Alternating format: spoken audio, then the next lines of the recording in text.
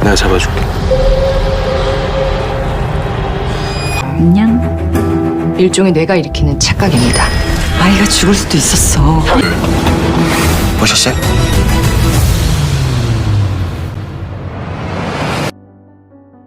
Halo guys, balik lagi dengan On Clips, channel kesayangannya Ibuis.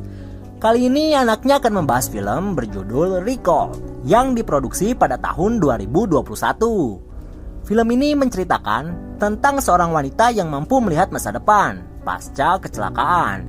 Namun, sudahlah.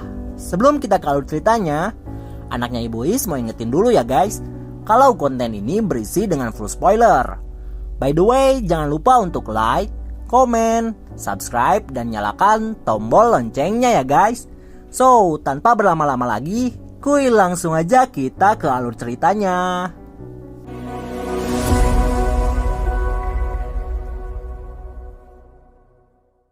Cerita ini bermula ketika Sojin yang selamat dari kematian akibat sebuah kecelakaan. Namun Sojin kehilangan ingatannya.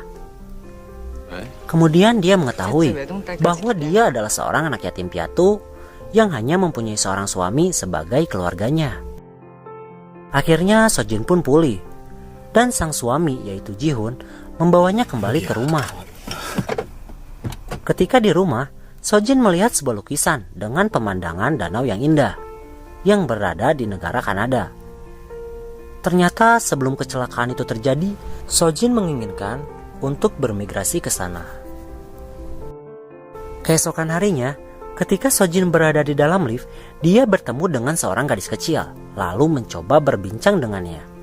Namun ketika Sojin melihat mata sang gadis kecil itu, dia melihat sesuatu yang aneh. Penglihatannya menunjukkan bahwa akan terjadi sesuatu kepada gadis kecil itu. Benar saja, Sojin yang melihat itu pun mencoba menyelamatkannya. Hari berganti. Sojin yang sedang mencoba mengembalikan ingatannya, dia kembali melihat gadis kecil itu, lalu kemudian mengikutinya. Ketika di dalam lift, dia menanyakan kondisi gadis kecil itu. Namun siapa sangka, dia kembali melihat kejanggalan dalam penglihatannya. Yang kali ini, Sojin melihat rumah gadis kecil itu akan terbakar. Kemudian Sojin memberitahu kepada Ji-hoon suaminya untuk bergegas mendatanginya. Melihat perilaku istrinya, Ji-hoon pun membawa Sojin ke psikiater. Namun dokter itu pun menjelaskan bahwa yang dilihat Sojin itu hanya dejavu atau hayalan akibat kecelakaan yang sempat dialami Sojin. Mendengar pernyataan dokter itu pun membuat Sojin pergi keluar karena dia menganggap bahwa dia bisa melihat masa depan. Keesokan harinya, Sojin yang sedang berada di kediamannya, dia didatangi oleh polisi yang sedang menyelidiki kasus laporan kekerasan yang entah dibuat oleh siapa. Dalam laporan tersebut, Sojin mengalami luka-luka dalam tubuhnya, yang polisi itu pun beranggapan bahwa Sojin mengalami kekerasan oleh Ji-hoon suaminya. Sojin yang kehilangan ingatannya pun merasa dia tidak mengenal suaminya, yang membuat Sojin mencari tahu tentang suaminya itu. Lalu Sojin pun mendatangi kantor suaminya, yang ternyata kantor itu sudah bangkrut 6 bulan yang lalu. Ketika Sojin di dalam lift, dia bertemu dengan seorang wanita. Lalu penglihatan anehnya itu kembali muncul. Dalam penglihatannya, wanita itu akan dicekik oleh seorang pria. Kemudian Sojin pun mencoba menghentikannya. Namun wanita itu menghiraukannya. Ketika Sojin mengikuti wanita itu, dia bertemu dengan temannya, yang membuat dia kehilangan wanita yang sedang dia ikuti. Scene berganti. Ketika Sojin berada di kediamannya, dia menerima sebuah paket. Lalu dia dikejutkan dengan isi paket tersebut, yang terdapat fotonya dengan laki-laki lain. Ketika Sojin hendak membawa paket tersebut, di dalam lift dia bertemu dengan seorang pria, yang ternyata pria itu yang mencekik wanita tetangganya itu. Ketika Sojin yang mencoba menghentikannya, pria itu kemudian mencoba membunuhnya. Lalu Ji-hoon suaminya pun mencoba menenangkannya. Namun Sojin tetap bersikeras memberitahukan penglihatannya itu pada suaminya.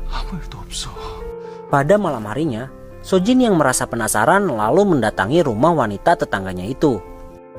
Namun siapa sangka, Sojin mendengar teriakan di dalam rumah itu dan memergoki pelakunya sedang membawa koper besar. Pada pagi harinya, Sojin menanyakan pada Ji-hoon kemana semalam suaminya itu pergi. 가긴 어딜 가? 네 옆에서 자고 있었잖아. Sojin yang semakin mencurigai suaminya bergegas pergi ke tempat temannya, lalu menanyakan pada temannya tentang suaminya itu. Lalu temannya itu beranggapan bahwa Sojin dipukuli lagi oleh suaminya 또 사람 때리고 그런 거 아니지? dan menjelaskan bahwa Sojin sebelum ingatannya hilang, dia sempat akan menceraikan suaminya karena suaminya itu beranggapan Sojin berselingkuh. Sojin yang mendengar penjelasan temannya itu pun langsung melaporkannya pada polisi tentang kejadian yang dia lihat semalam itu.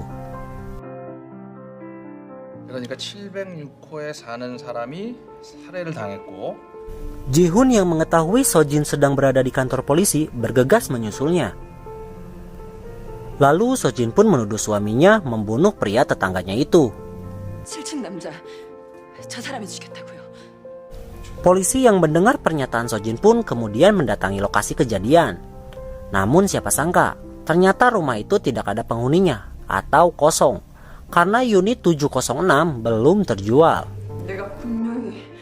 내가 분명히 봤어요. Sojin pun terkaget atas apa yang dia lihat. Lalu Ji-hoon pun menenangkannya dengan memberikannya obat penenang. Namun Sojin tidak menelannya. Ketika suaminya pergi, Sojin pun bergegas mencari tahu kembali. Namun saat dia berada di dalam lift, Sojin bertemu seorang pria yang berfoto dengannya yang dia temukan dalam isi paket itu. Kemudian Sojin pun mengikutinya hingga ke dalam rumahnya. Dan kemudian penglihatan aneh itu pun muncul kembali. Dia melihat pria itu akan dibunuh di sebuah gedung tua. Lalu Sojin pun memberitahu pria itu. Namun pria itu menghiraukannya. Di rumah itu Sojin menemukan fakta yang mengejutkan, bahwa pria itu adalah Ji-hoon yang ternyata suami aslinya. Sojin pun lalu mencoba mencari tahu lokasi gedung tua tersebut. Ketika dia menemukan lokasinya, Sojin pun melaporkan penglihatannya itu kepada polisi beserta lokasi pembunuhannya. 형사님, 이제 곧 살인이 일어날 것 같아요. Sojin yang tiba di lokasi lebih awal, dia memergoki Ji-hoon yang mengaku suaminya itu menyeret seorang pria dan memasukkannya ke dalam sebuah peti.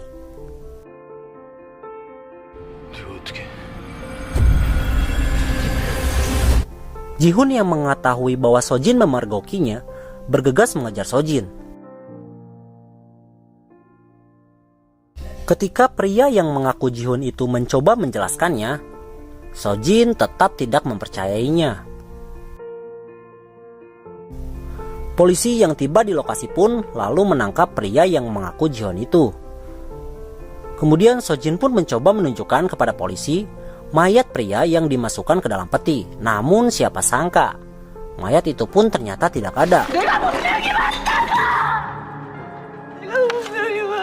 Polisi yang sudah menilai kasus itu ada yang janggal, kembali menggali. Dan akhirnya di sana mereka menemukan sebuah mayat.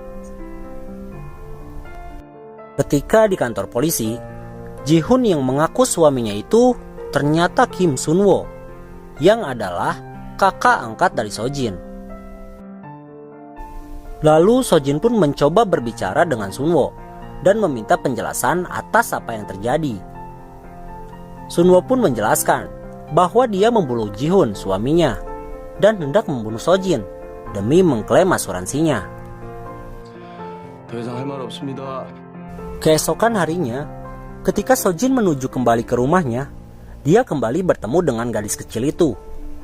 Kemudian dia bertanya tentang kabarnya. Dan yang ternyata nama gadis kecil itu adalah Choi Sojin. Dan teman gadis kecil itu ternyata bernama Kim Sun-woo, yang itu membuatnya terheran dan kaget. Hingga Sojin mendatangi rumah wanita tetangganya itu.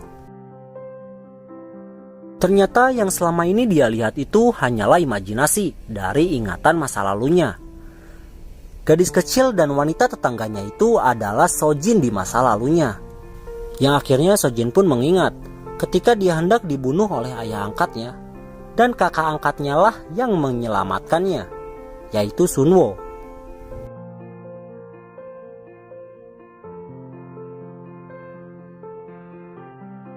Sojin yang kembali mencari tahu kebenaran lainnya, dia mendatangi kediaman aslinya yang tinggal bersama Jihun suaminya. Namun ketika Sojin berada di kediamannya, dia dikagetkan dengan datangnya Jihun yang dia kira sudah dibunuh oleh Sunwo di gedung tua itu. Lalu Sojin pun melaporkannya ke polisi. 진정을 좀 하시고요. Mendengar Sojin dalam bahaya, Sunwo pun bergegas menuju tempat Sojin berada. Ternyata yang selama ini melakukan kekerasan dan mencoba membunuh Sojin itu adalah Jihon, suaminya. Karena suaminya itu cemburu terhadap Sunwo dan ingin mengklaim asuransi Sojin karena terlilit hutang pada seorang rentenir. Jihon pun kembali mencoba membunuh Sojin dengan membakar rumah itu.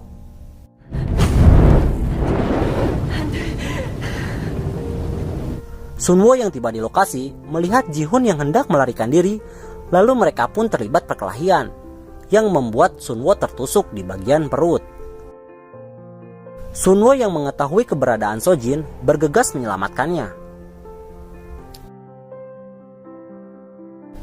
Setelah mengingat semuanya, akhirnya Sojin meminta maaf kepada Sunwo atas kesalahpahamannya selama ini. Sunwo pun berpesan agar Sojin melanjutkan hidupnya dengan baik dan pergi ke Kanada, tempat yang diinginkan oleh Sojin selama ini. Skin berganti.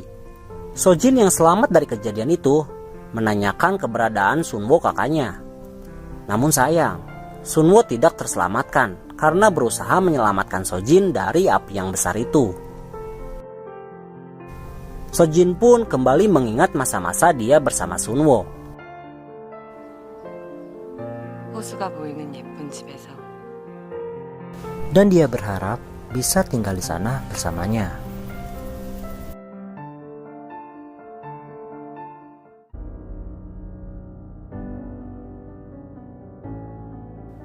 Mungkin segitu aja On Clips merangkum film kali ini. Semoga teman-teman mengerti dengan alur ceritanya ya.